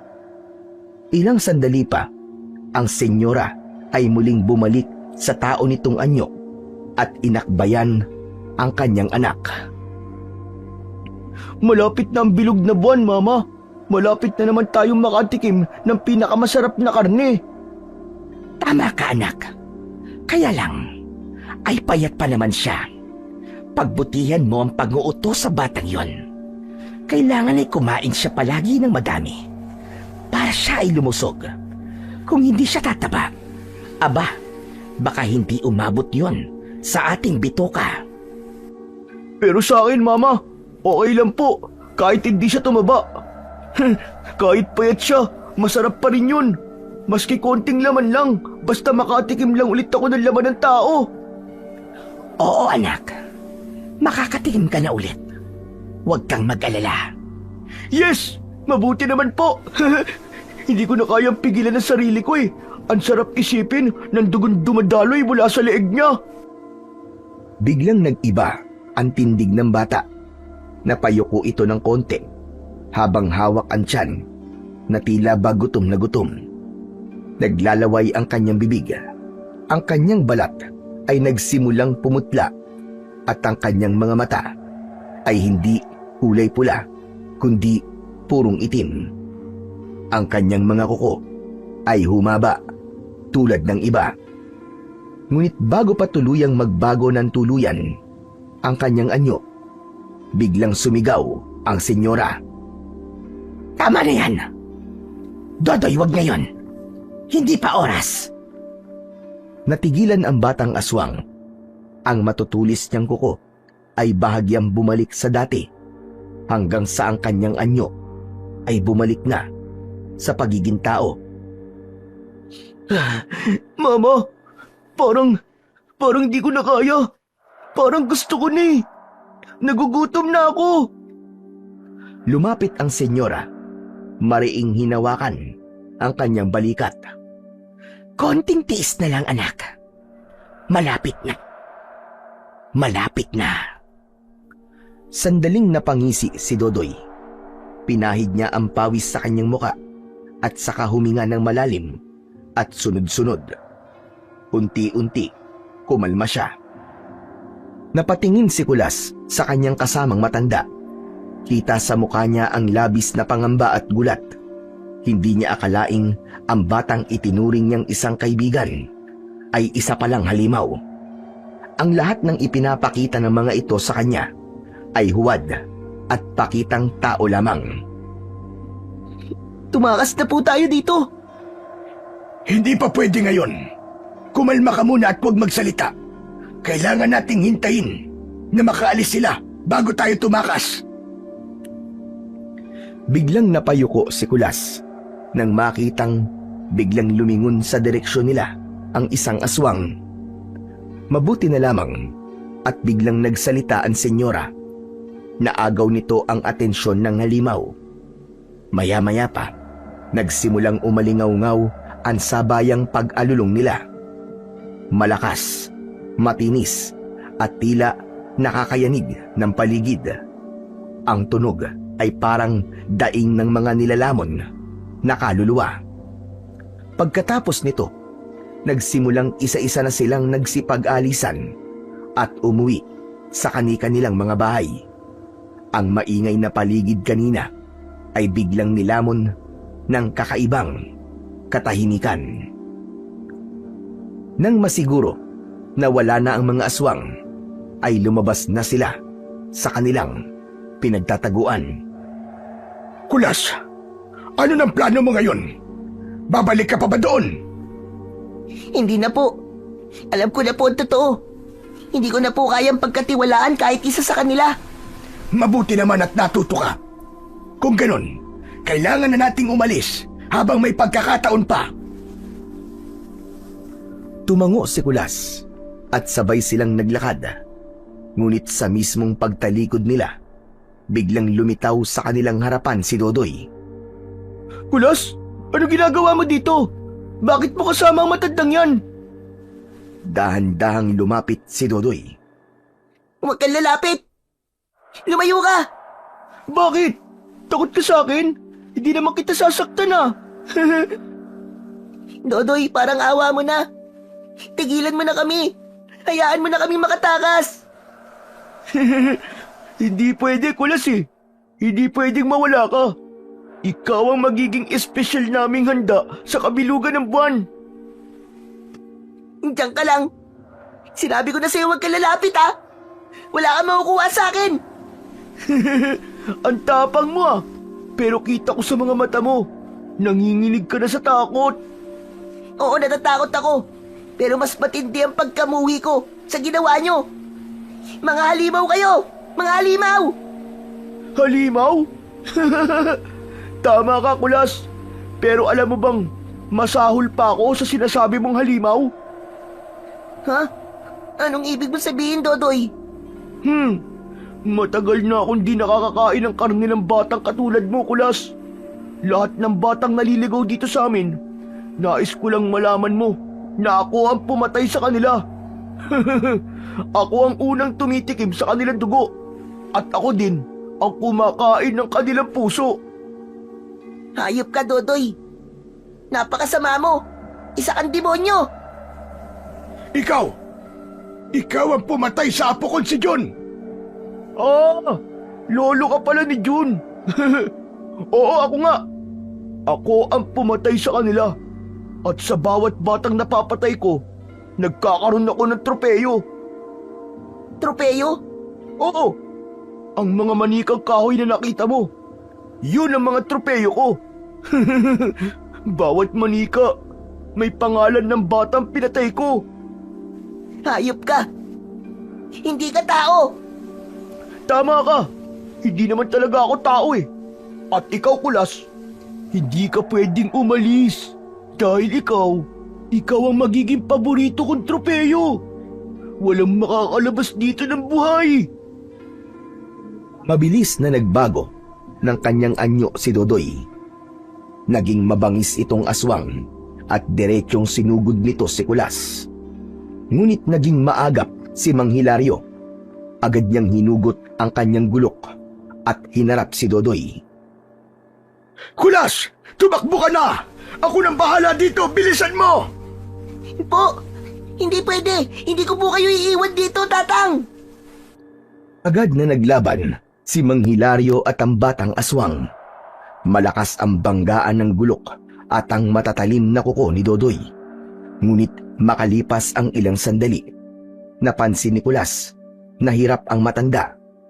Humihingal ito at bawat galaw ay tila mabigat at mabagal. Kinagat ni Kulas ang kanyang labi. Halatang desperadong makatulong.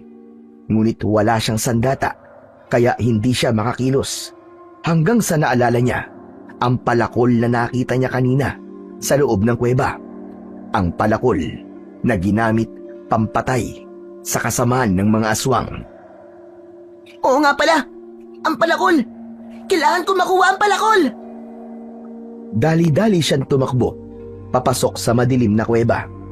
Nanginginig ang kanyang katawan, ngunit sa mismong sandaling yun, biglang nagliwanag ang kanyang medalyon.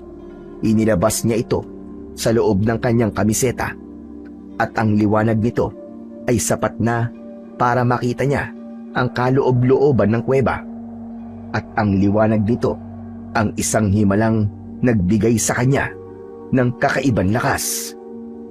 Nagpatuloy siya hanggang sa marating niya ang dulo at doon ay nakita niya ang isa pang tila maliit na altar. Doon nakapatong ang palakol. Napapalibutan ito ng mga natuyong patak ng itim na kandila. Kailangan kong tulungan si Mang Hilario. Kagad niyang pinulot ang palakol at saka mabilis na lumabas ng kuweba.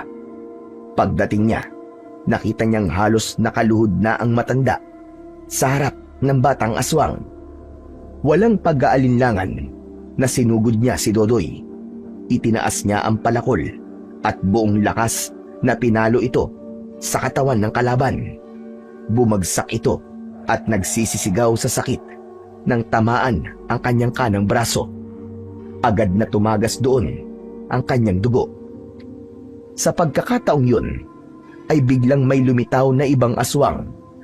Tila narinig nito ang malakas na panaghoy ng kapwa aswang. Kulas! Sa likod mo! Mabilis na lumingon ang bata. Agad niyang iwinasiwas ang palakol sa papalapit na aswang. Tumama ito sa dibdib ng halimaw. Umungol ito ng malakas at bago pa makaganti, bumagsak na itong walang buhay. Huminga ng malalim si Kulas. Mahigpit ang kapit niya sa palakol. Ramdam na ramdam niya ang malakas na tibok ng kanyang puso. Hindi dahil sa takot, kundi sa kakaibang tapang na nararamdaman niya buhat nang mahawakan ang palakol. Napatingin siya sa sandata at napansin na tila nahahawaan ito ng liwanag mula sa suot niyang medalyon. Kasabay nun ay naramdaman niyang mas lalong nadagdagan hindi lang ang kanyang tapang, kundi maging ang kanyang lakas. Napagtanto nilang tatlo, siya, ang medalyon at ang palakol ay tila nagkakaisa at nagsasanib puwersa. Napatingin siya kay Dodoy. Kailangan mo ng pagbayaran ng lahat ng naging kasalanan mo, Dodoy. Demonyo ka! Bakit? Papatayin mo ko? Kaya mo ba? Sige, subukan mo. Tignan natin kung hanggang saan ang tapang mo. Las iyo, huwag mo nang patagalin yan. Tapusin mo na siya. Itinaas ni Kulas ang mahiwagang palakol. Napatitig siya kay Dodoy na noon ay hirap na sa kanyang kalagayan. Ano pang hinihintay mo? Patayin mo na! Wala yang karapatang mabuhay! Isa yang halimaw! Sandali! Huwag, Kulas! Huwag mo akong patayin! Bata pa ako! Ayoko pa mamatay! Natigilan siya. Tila nanigas ang kanyang mga kamay hanggang sa unti-unting ibinaba niya ang palakol. Hindi ko kayang gawin, Mang Hilario. Hindi ko kayang pumatay ng isang tao na walang laban. Sa katulad ko, bata lang po siya. Baka may pag-asa pa siyang magbago. Pag-asa? Ano ba pinagsasasabi mo? Huwag kang maawa dyan. Hindi tao yan. Huwag kang papalinlang sa mga luha niyan at pagmamakaawa. Isipin mo na lang ang mga naging biktima niya, iyo. Hindi ba't nagmakaawa din ang mga yun sa kanya? Pero anong ginawa niya? Pinatay niya pa rin. Pero, kung hindi mo yan tatapusin, tayo ang mamamatay, iyo. Patayin mo na siya! Dahil sa patuloy nilang pagtatalo, hindi nila napansin ang biglang paglapit ni Dodoy kay Mang Hilario. Bigla na lang nitong sinunggaban ang balikat ng matanda. Mang Hilario! Nang makita ni Kulas na nasa panganib ang matanda, mabilis siyang kumilos. Itinaas niya muli ang palakol at buong lakas na ipinalo sa batang aswang. Bumaon ito ng gusto sa noo ni Dodoy. Nabuwal siya, umagos ang dugo at hindi na kumilos pa. Diretso itong bumagsak sa lupa at unti-unting nawalan ng buhay. Salamat naman at iniligtas mo ko, iho. Napakapit sa kanyang balikat ang matanda. Halatang iniinda nito ang kanyang sugat. Patawad po, Mang Hilario. Kung hindi po dahil sa akin, hindi po kayo masasaktan. Kung nakinig lang po sana ako sa inyo kagad, hindi po mangyayari to. Huwag mong akuin ang sisikulas. Walang may gusto sa nangyari. Ang mahalaga ngayon ay ligtas tayo. Ligtas pa tayo. Po, ano pong ligtas pa tayo? Ano pong ibig niyo sabihin? Ligtas pa tayo sa ngayon. Alam mo, mabuti pa umalis na kagad tayo dito. Kailangan makalayo na kagad tayo dito bago pa sila bumalik. Dahil kapag nalaman ng babaeng yon ang nangyari sa kanyang anak, siguradong papatayin niya tayong dalawa. Pagkasabi nun, ay agad silang naglakad papalayo. Hindi na sila lumingon pa sa kinaroroonan ng bangkay ni Dodoy. Saan po tayo pupunta, Mang Hilario? Basta sumunod ka lang sa akin. Kailangan natin dumaan muna doon bago tayo tuluyan lumayo. May mga kukunin lang ako. Tumango na lang si Kulas. Nagpatuloy pa sila sa paglalakad hanggang sa narating na nila ang lugar kung saan may nakatayong isang maliit na kubo. Ito ang bahay ko, Kulas. Halika, dali. Pumasok ka. Pumasok na silang dalawa. Agad na napansin ni Kulas ang mga bagay na nasa loob ng kubo. May mga nakasabit na ulo ng mga hayop, malalaki at tila mababagsik. Napatitig siya ng matagal sa mga ito. Ano po ang mga ulo na yan? Parang hindi po sila pangkaraniwang hayop lang. Tama ka. Hindi nga sila pagkaraniwang mga ulo lang. Dahil ulo yan ng mga aswang na napatay ko. Kapag may nakikita kong aswang na nahiwalay sa mga kasama niya, tinutugis ko yun at pinapatay. Tapos ay pinupugutan ko sila ng ulo. Hinukolekta ko at inuuwi ko dito sa bahay. Alam mo, kapag nakikita ko mga yan, parang pakiramdam ko, unti-unti kong naipaghihiganti ang apo ko na pinatay nila. Natamimi si Kulas. Doon niya lang napagtanto kung gaano kabigat ang pasan ng matanda. Dahan-dahang napaupo si Mang Hilario sa maliit na upuan. Hawak niya pa rin ang kanyang balikat hanggang sa hindi niya na napigilan ang kanyang emosyon. Pumatak ang luha sa kanyang mga mata. Sa sandaling yun, naawa si Kulas sa matanda. Nilapitan niya ito at naupo sa tabi. Sa wakas, nakabawi na rin ako. Nabigyan na ng hustisya ang apo ko. Kaya lang, hanggang ngayon, hinahanap ko pa rin ang presensya niya. Nalulungkot pa rin ako kapag naaalala ko siya. Mang Hilario, alam niyo po bang wala na akong pamilya? Mag-isa na lang din po ako na nabubuhay dito sa mundo. Kung gusto niyo po, ako na lang po maging apo niyo. Napatitig ang matanda kay Kulas.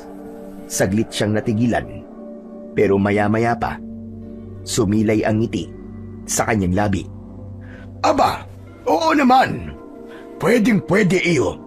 Simula ngayon, apo na kita. Halika nga, pwede ba kitang yakapin? Nagyakap silang dalawa. Doon naramdaman ni Kulas ang init ng yakap ng isang lolo na hindi niya naranasan kailanman. Salamat! Salamat, Kulas! Ngunit bago pa man sila magpatuloy sa pag-uusap, biglang umalingaw-ngaw sa buong kagubatan ang isang napakalakas na sigaw. Isang nakakakilabot na panagoy. Malakas, mahaba, at halos nakakabingi. Yumanig din ng bagya ang paligid at ang mga hayop sa gubat tulad ng mga ibon ay nagsiliparan sa takot. Hala, Lolo, ano pong tunog yun? Ang senyora, malamang ay nalaman niya na ang nangyari sa kanyang anak. Sigurado kung ano man sandali, ay hahanapin na nila tayo. Tutugisin nila tayo na parang mga hayop. Ano pong gagawin natin, Lolo? Wala na tayong oras. Kukunin ko lang ang ilang gamit ko at aalis na tayo dito. Agad na kinuha ni Mang Hilario ang ilang gamit sa kubo at isinukbit ang kanyang gulok. Si Kulas naman ay mahigpit na hinawakan at binitbit ang hawak niyang palakol.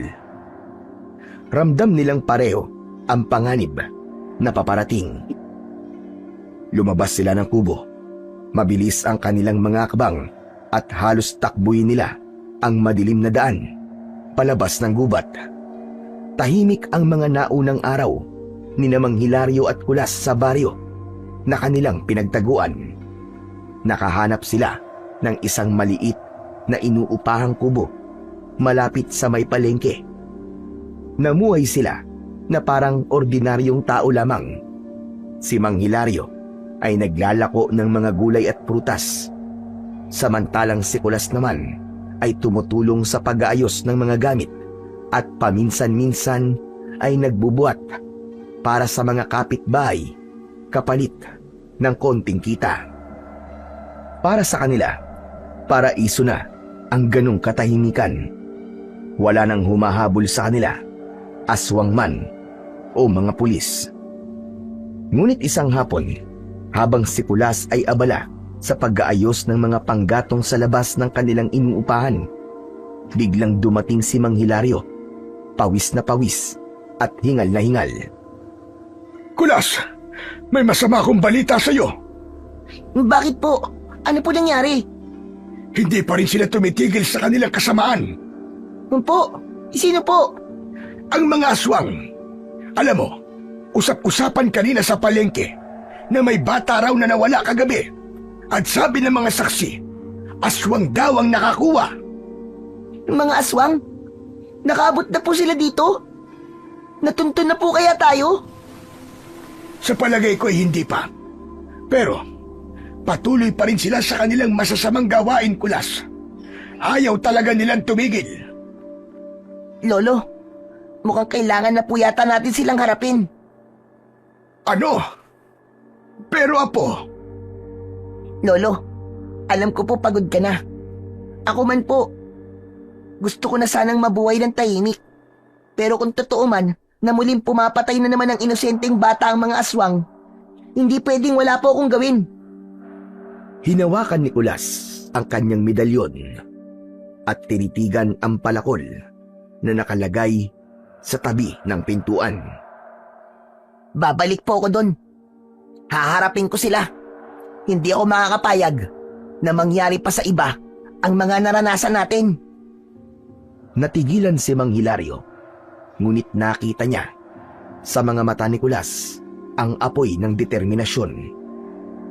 Hindi na ito ang batang una niyang nakilala. Takot, naguguluhan at walang direksyon. Ngayon, ang batang nasa harap niya ay nagbago. Naging mas matapang, mas naging disiplinado at tila isang tunay na mandirigma kung umasta at mag-isip. kung ganyan ang pasya mo, hindi kita pipigilan. Pero delikado to, Kulas. Sigurado ka bang kaya mo na? Kaya ko na po, Lolo. Sa dami po ng pinagdaanan natin sa pagsasanay, hindi na ako tulad ng dati. At saka, magaling po kayong guro. Ngayon, alam ko na po kung paano gamitin ng maayos ang medalyon at ang palakol. Sa bagay, may tiwala naman ako sa iyo, Apo. Pero hindi ko maiwasan.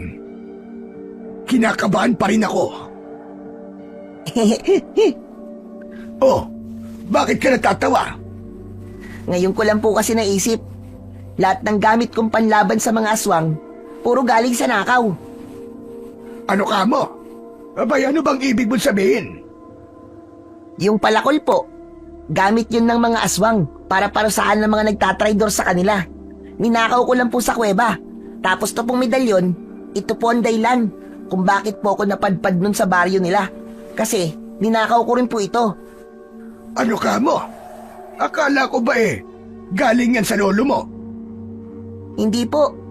Wala po ako nakagis ng lolo. Nagsinungaling lang po ako sa inyo noon. Abay, ganun ba? Loko kang bata ka. Bakit mo naman ninakaw ang medalyon? Ang totoo po niyan, Lolo. Dati po ako magnanakaw. Biktima po ako ng sindikatong gumagamit ng mga bata para sa mga masasama nilang gawain. Pinapapasok po nila ako sa mga bahay para magnakaw. Hanggang isang araw po, ang napasok kong bahay ay pag-aari pala ng isang mataas na opisyal ng gobyerno. Doon po nagsimula ang lahat. Pinaghahanap nila ako para patayin. Pati na rin po ang sindikato kong amo. Kaya tumakbo po ako, nagtago. Hanggang sa napadpad po ako rito. Ngayon ko naiintindihan. Oo, naging magnanakaw ka nun. Pero hindi dahil masama ka. Ginamit ka lang ng mga taong walang puso. Opo, pero nakagawa pa rin po ako ng kasalanan. At hindi na po yun mabubura. Nakatatak na po sa akin ang pagiging magnanakaw. Kulas, pakinggan mo ang sasabihin ko sa'yo. Yang palakol, yang medalyon. Oo, hindi yan talaga sa'yo. Pero may dahilan kung bakit napunta yan sa kamay mo.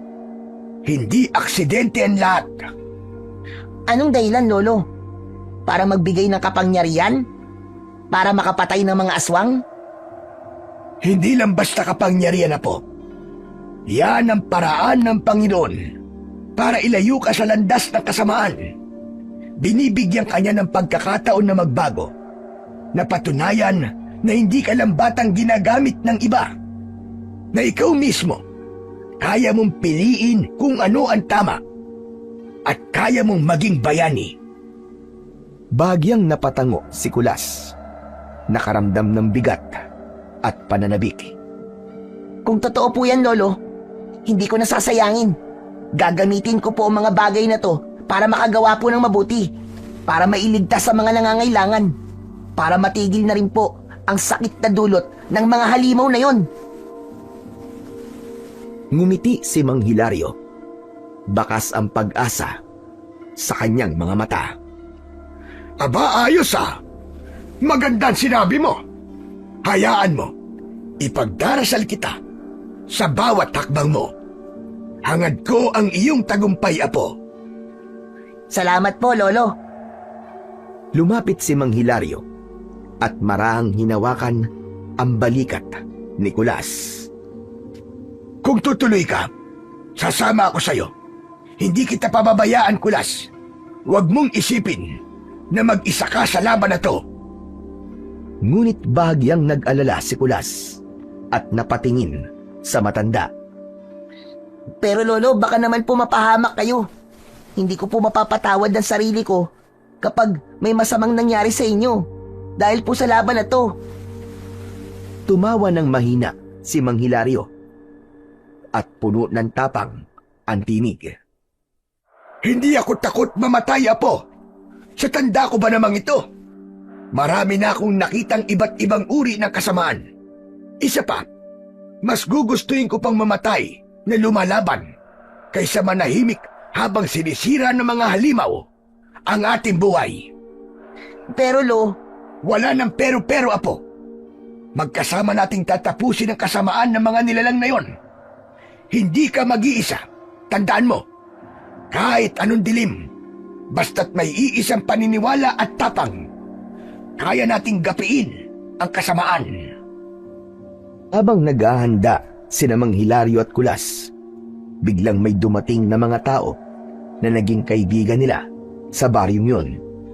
Agad na nagtanong ang mga ito kung saan sila papunta at mukhang gayak na gayak daw na parabang sasabak sa matinding laban. Agad na ipinaliwanag ni Mang Hilario sa kanila ang kanilang plano na pagsugod sa baryo ng mga aswang. Nang malaman nila ito, agad silang nagsabi na gusto rin nilang sumama, na handa rin silang tumulong at makipaglaban. Ayon sa kanila, matagal na rin talaga silang ginugulo ng mga nilalang na yon.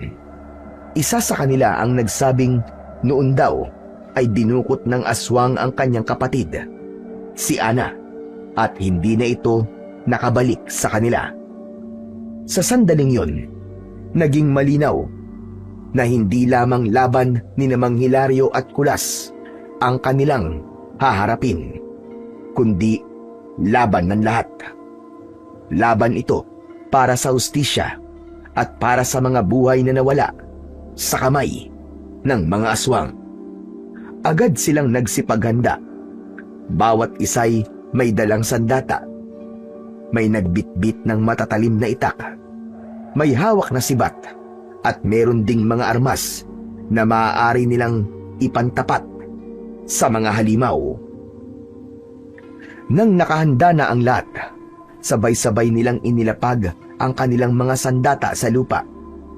Katabi ng mahiwagang palakol, humakbang si Kulas papunta sa gitna. Hawak ang kanyang mahiwagang medalyon sa kanyang dibdib. Umusal ng orasyon ang bata. Dahan-dahang kumalat ang liwanag mula sa medalyon papunta sa mga sandatang nasa lupa. Nang muli nilang hawakan ang kanilang mga sandata, naramdaman nila ang kanilang paglakas, hindi lamang ng kanilang lakas, kundi pati na ng kanilang mga loob. Wala na po kayong dapat na ipag-alala. Ang mga sandatang hawak niyo po ay hindi na po basta-basta sandata lang. Bawat sandatang yan ay may kakayahan ng pumatay ng aswang. Basta patamaan nyo lang po sa ulo o kaya naman ay direkta sa puso. Tama. Doon sa parting yon ang kanilang kahinaan. Kapag tinamaan nyo sila sa puso o sa ulo, agad silang mamamatay. Tumango ang mga kasama nila. Bakas ang determinasyon. Maya-maya pa ay may nagtanong kung ano ang kanilang magiging plano at kung paano sila susugod. Doon tayo dadaan sa gilid ng kagubatan para hindi kagad tayo mapansin. May ilang biglang kinabahan. Huwag kayong matakot o kabahan. Sama-sama tayong lalaban mga kasama. At siya nga pala, hindi lang lakas ang gagamitin natin, kundi diskarte at talas ng utak. At sinimulan na nga nilang magplano kung paano ang kanilang magiging kilos. Nang ayos na ang lahat, nagsimula na silang maglakad papunta sa lugar ng mga aswang. Handang-handa na sila sa laban. Pagdating sa bungad ng gubat, tumigil muna sila.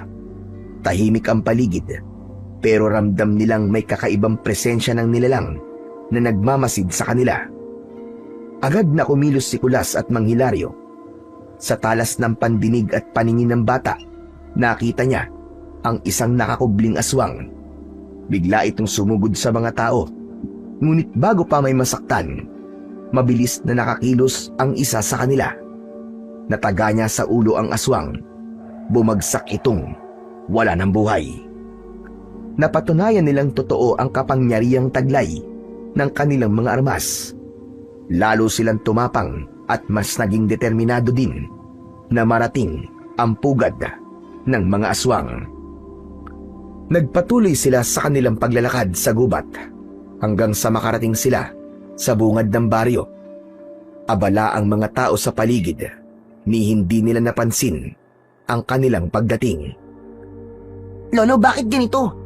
Ano po nangyari sa lugar na to? Hindi ko rin alam. Natigilan ang lahat. Tila napako sa kanilang kinatatayuan.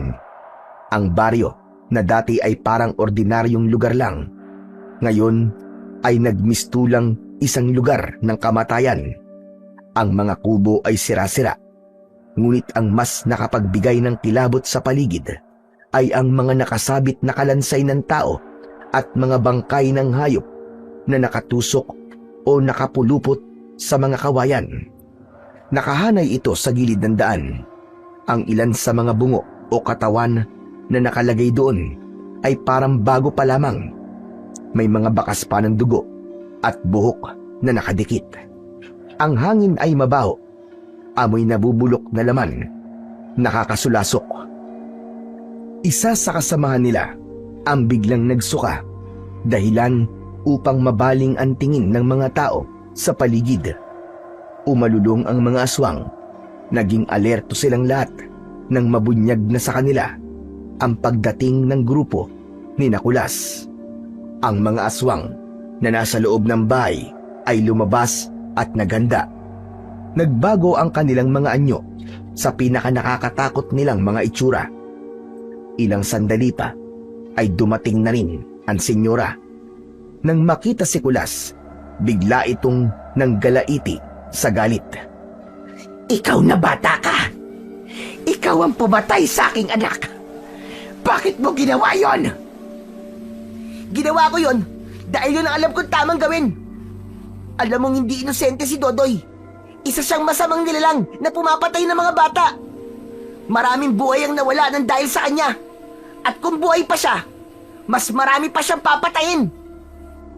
Lalong nag-apoy ang galit ni Senyora Katrina. Ang mga mata nito ay nagdilim at ang boses ay naging mas mabagsik. Sumpain kang bata ka! Pagbabayaran mo ang ginawa mo sa anak ko. Isinusumpa ko ang iyong kaluluwa at kailanman ay hindi ka matatahimik. Itinaas ng babaeng aswang ang kanyang kamay, tila nagsasagawa ng isang ritual. Nagsimulang bumigat ang paligid. Lumakas ang ihip ng hangin, ngunit hindi nagpatinag si Kulas. Sa halip, hinigpitan niya ang hawak sa kanyang palakol at tumayo ng matatag. At sa sandaling natapos ang orasyon ng kalaban, biglang nagliwanag ang kanyang medalyon. Ang liwanag na yon ay sumilaw sa mata ng mga aswang na naroon. Sandaling hindi nakakita si Senyora Katrina, kaya hindi niya tuluyang naisumpa si Kulas.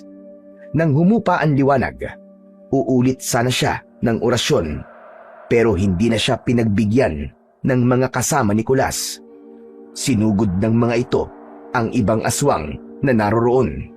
Nagsimula na ang laban. Patayin silang lahat! Inaga ng isang kasama ni Kulas ang unang aswang na lumapit. Tumama ang kanyang itak sa ulo ng nilalang at agad itong bumagsak. Sa kabilang banda, sinibat ng isa pa ang aswang na dumiretso sa kanya at nang tumama sa dibdib, agad itong namatay. Ang mga sandatang may basbas mula sa medalyon ay nagbigay ng lakas sa bawat isa. Ngunit hindi naging madali ang lahat. Ang ilan sa kanila ay natamaan ng matutulis na kuko ng mga aswang. Ang dugo ay nagtinamsikan sa lupa at ang mga sigaw ng sugatan ay humalo sa ingay ng laban. Isa sa mga kasama ang tinamaan sa balikat, ngunit bago pa siya tuluyang malapa, agad namang sumaklolo si Lolo Hilario at tinaga ang aswang sa leeg. Sa gitna ng kaguluhan, lumapit ang dalawang malalaking aswang kay Kulas. Mabilis niyang iniwasan ang unang atake at ibinagsak ang palakol sa ulo ng isa. Sumabog ang dugo at agad itong bumagsak. Ang isa naman ay tumalon upang sakmalin siya. Ngunit itinapat niya ang medalyon at biglang nagliwanag yon. Napaatras ang aswang at doon niya sinamantala ang pagkakataon. Isang malakas na hampas ng palakol ang tumama sa dibdib nito at natapos ang buhay ng nilalang. Lalo pang dumami ang kalaban. Ang lupa ng baryo ay nabalot ng dugo ng mga nilalang na napaslang.